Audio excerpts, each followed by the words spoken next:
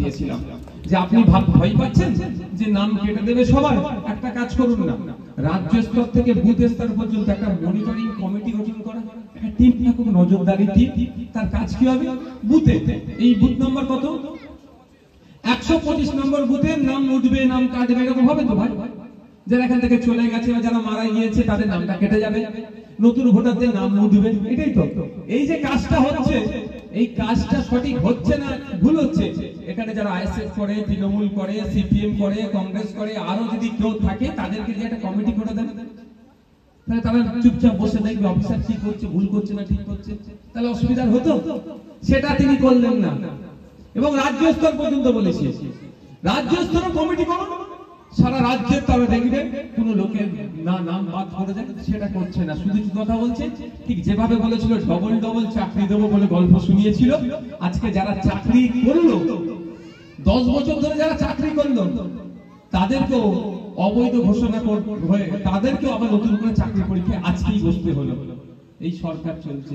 সুতরাং আপনাকে আমাকে ভয় দেখিয়ে, চমকে ধমকে, মিথ্যার আশ্রয় নিয়ে কি করবে? ভোটটাকে শুধু তারা নিতে চাইছে। আমি আপনাদের আবার শেষ করছি, আবারও বলবো, আতঙ্কিত হবেন না। কি বলছি? এসআইআর নিয়ে আতঙ্কিত আপনারা হবেন না। আপনি বৈধ ভোটার, আপনাকে কেউ যদি অবৈধ ভোটার ঘোষণা করে, যদি কেউ ধরে কেউ কুসাহস দেখায়, তাদের বিরুদ্ধে আমরা আইনত লড়াই করব, আর মাঠ ময়দান আছে গণতান্ত্রিক প্রক্রিয়ায় লড়াই করব।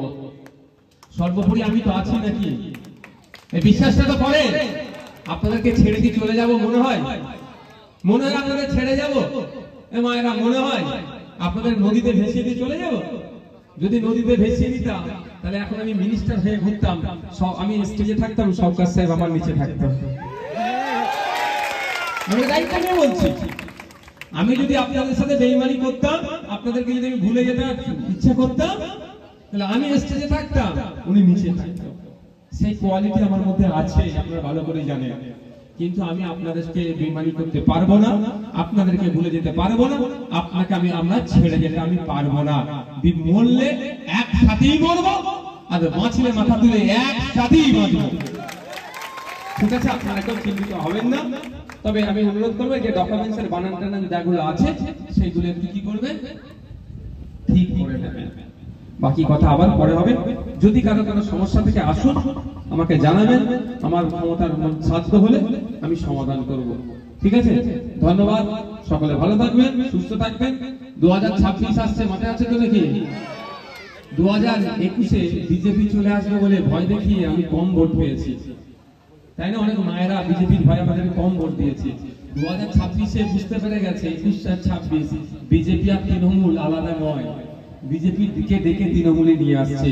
আমার বিশ্বাস, ভরসা, খামচিহ্ন 2026 সালে 21-এর থেকেও বেশি ভোট নিয়ে জিতে আইনসভার মধ্যে যাচ্ছে।